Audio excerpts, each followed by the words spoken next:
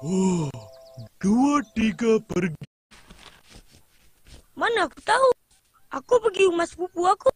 Tahu-tahu aja dah kena sunat sekali. Itu pun terpaksa. Kau ingat aku? Main, Huh? betulkah kamu cerdas? Aku saja je nak kenakan dia orang. Assalamualaikum. Upin? Ipin? Waalaikumsalam.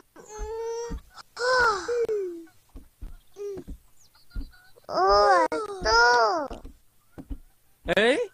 Mengantuk? Macam mana nak pergi sunat ni? Lain kalilah, tu.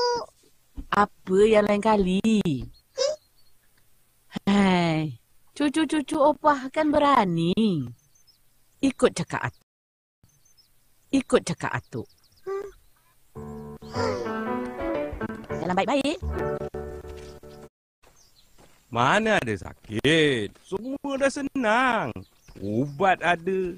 Doktor ada. Mana sakit lagi dah? Ya ke? Ya. Korang tahu tak? Ya. Ada makan-makan itu. Ada ayam goreng. Boleh.